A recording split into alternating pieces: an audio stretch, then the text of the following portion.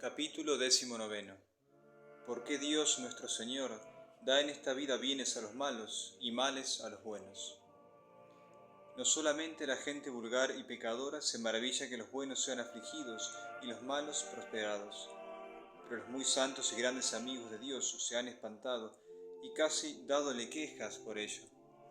El pacientísimo Job dice: Señor, ¿por qué los impíos viven y son prosperados y abastados de riquezas? El profeta Jeremías dice: ¿por qué el camino de los malos es tan dichoso y sucede bien a todos los transgresores de la ley que obran mal?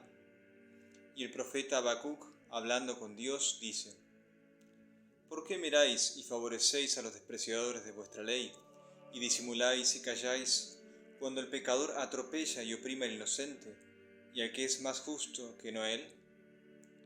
El real profeta David se vio tan congojado y apretado con esta duda que dice: mis pies casi han resbalado, y casi he tropezado y caído por el celo grande que tengo sobre los pecadores, considerando la paz y descanso que ellos tienen, y la felicidad que en todas cosas los acompaña. El glorioso doctor de la Iglesia, San Agustín, escribe estas palabras: no podemos alcanzar el secreto juicio de Dios, por el cual aquel es bueno es pobre, y este malo es rico. Este que por sus maldades debía, a nuestro parecer, ser afligido, tenga gozo y contento, y el otro, que por su buena vida debería alegrarse, ande siempre acongojado y afligido.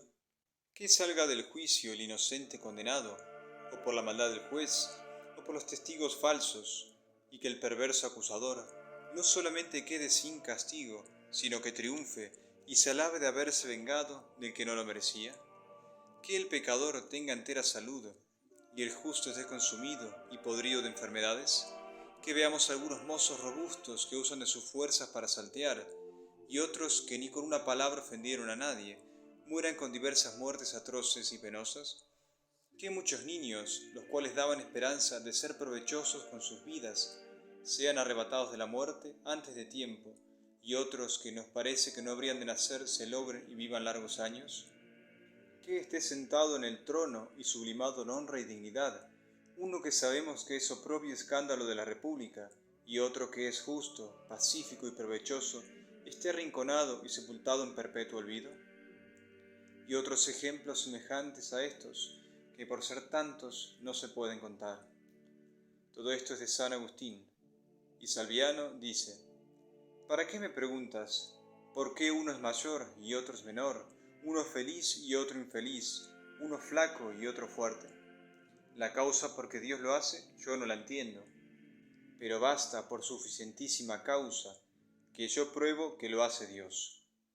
Porque así como Dios sobrepuja y excede infinitamente a toda la razón humana, así el saber que Dios lo hace es la mayor y mejor razón que se puede dar, y no hay para qué buscar nuevas causas y razones, pues todas las que se pueden imaginar y decir se comprenden en esta palabra: Dios lo hace, Dios es el autor. Y San Jerónimo dice: ¿piensas que muchas veces no es combatido mi corazón y herido de aquella ola y pensamiento? ¿Por qué algunos viejos malvados gozan de los bienes de este siglo, y algunos muchachos inocentes y la niñez sin pecado se recoge como flor antes de tiempo? ¿Por qué muchas veces los niños de 2 y 3 meses, y que maman los pechos de sus madres, son afligidos del demonio y se cubren de lepra, y se consumen con otras enfermedades? Y por el contrario los impíos, adúlteros, homicidas, sacrílegos, viven robustos y recios, y confiados de su salud, blasfeman al Señor que se la da. Pero cuando me fatiga este pensamiento, luego me acuerdo de lo que dice el profeta: quise saber la causa de esto, y halléme embarazado, y vi que no la puedo entender, hasta que entre en el santuario del Señor y vea el fin de los malos, porque los juicios de Dios son un abismo sin suelo, y Dios es bueno, y todo lo que hace Él bueno, necesariamente lo ha de ser. Todas estas palabras son de San Jerónimo. Pues para responder a esta pregunta y duda, que así ha ejercitado a los santos, se ha de presuponer primeramente que de 4 maneras puede nuestro Señor repartir los bienes y los males temporales en esta vida. La primera, dando siempre a los buenos bien y a los malos mal. La segunda, al revés, dando siempre trabajos a los buenos y prosperando a los malos. La tercera, dando siempre bienes a los buenos y a los malos, y males a los malos y a los buenos, en tal forma que no haya ninguno, ni bueno ni malo, que no participe del bien y del mal. La cuarta, mezclando los bienes y los males de tal manera que algunos de los unos y de los otros participen del bien y del mal, y que ni todos los buenos sean siempre prosperados, ni siempre afligidos, sino que haya algunos buenos que gocen de la prosperidad y otros que sean ejercitados con la adversidad. Y de la misma suerte algunos malos tengan alegres y quietos sucesos, y otros tristes y trabajosos. Este modo postrero escogió Dios nuestro Señor en el repartimiento de las cosas temporales, como más acertado y más conveniente. Y así dice el bienaventurado San Gregorio Nacianceno, que no se atrevía él a juzgar que uno era bueno por la prosperidad que tenía, pues vemos que hay muchos malos y pecadores que gozan de ella, ni a pensar que es pecador el que es afligido, pues en esta vida muchos santos lo son. Y la Sagrada Escritura y las historias sagradas y profanas están llenas de infinitos ejemplos que enseñan y prueban esta verdad. La razón que los hombres, en esta oscuridad de tinieblas en que vivimos, podemos dar de este gobierno y providencia del Señor es que el estado presente que tenemos en esta vida es estado de fe, y para que ejercitemos esta virtud es necesario que las cosas que creemos no sean patentes y claras, porque si lo fuesen, no creeríamos lo que viésemos.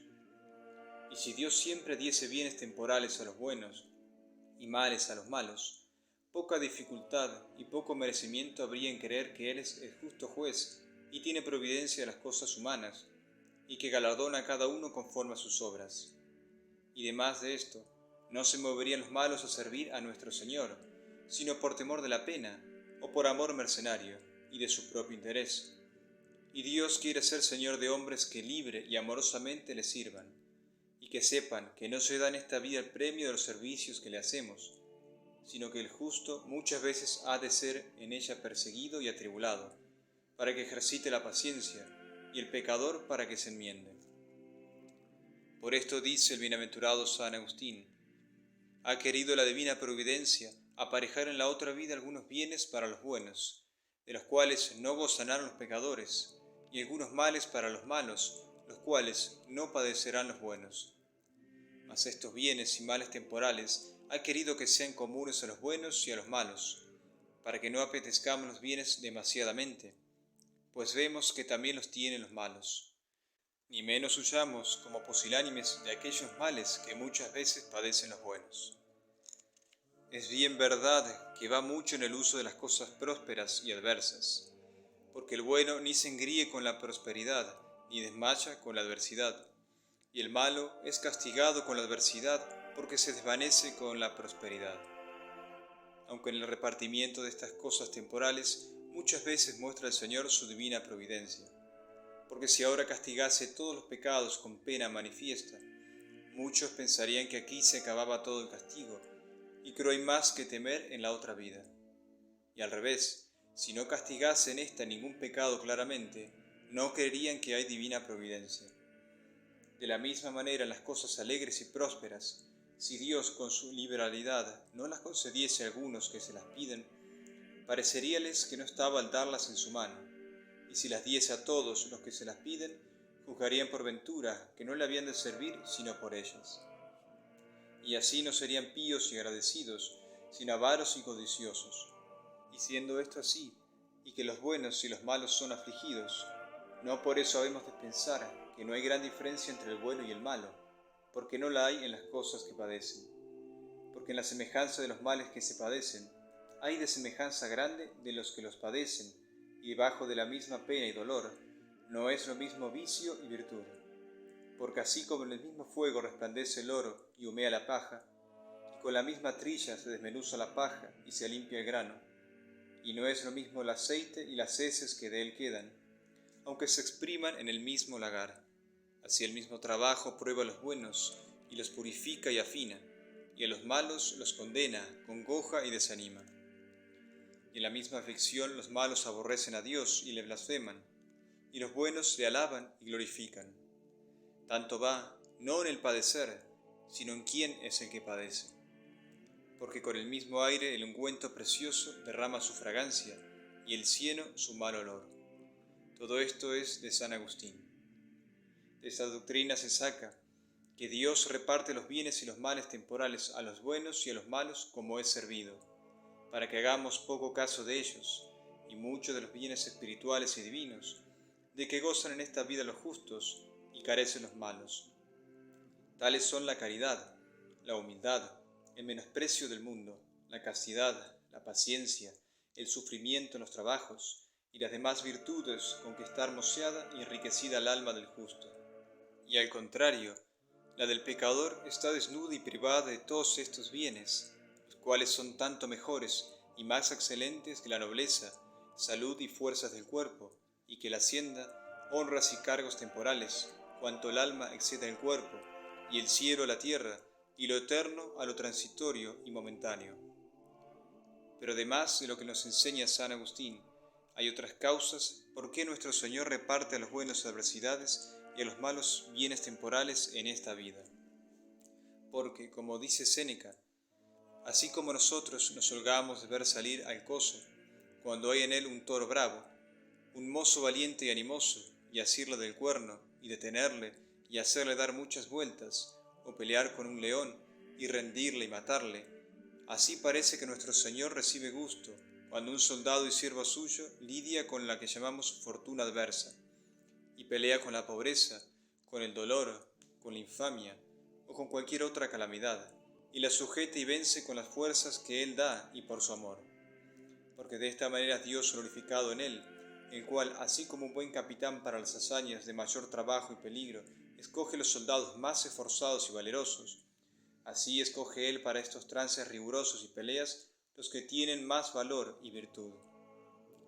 Y como los soldados, cuando son nombrados para semejantes empresas, no se quejan del capitán, antes se tienen por muy honrados y favorecidos de él, así los que son ejercitados del Señor con trabajos y dificultades, las deben tener por regalo y favor.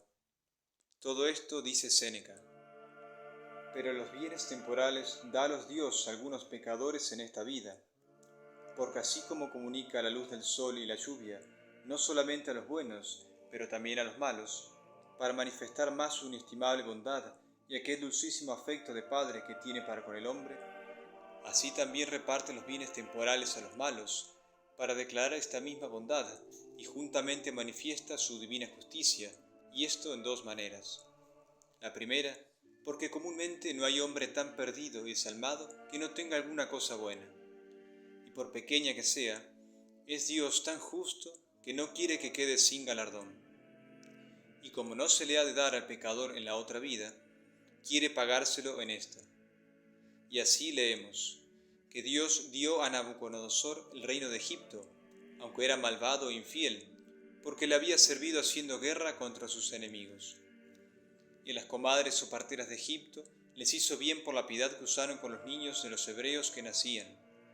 Por esto dice Séneca, a estos que ama Dios y los tiene por buenos, los curte y endurece y ejercita, pero a esotros, que parece que perdona y regala, guárdalos para los males que han de venir. La otra manera con que Dios manifiesta su justicia, dando a los pecadores los bienes temporales, es, porque como dice el bienaventurado San Agustín, muchas veces niega Dios al hombre por misericordia, lo que sería ira si se lo concediese.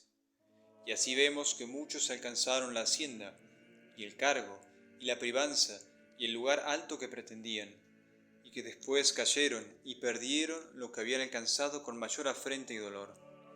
Y la risa se les convirtió en llanto, y la felicidad en miseria, y lo que parecía regalo y merced de Dios, les fue cuchillo y verdugo. Y lo que es peor, algunos se van al infierno por haber usado mal de estos bienes temporales, que por ventura se salvaran si no los tuvieran. Y así se ve que fue castigo lo que parecía beneficio y dádiva de Dios.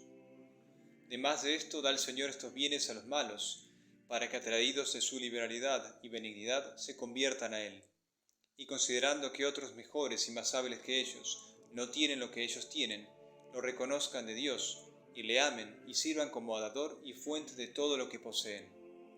y si el amor y agradecimiento de lo que han recibido de la mano del Señor no tuviera tanta fuerza para enternecerlos y aprisionarlos y rendirlos, la tenga el temor de perderlo, pues ven que como Dios la da, así lo puede quitar, y que para que no lo quite, es bien tenerle propicio.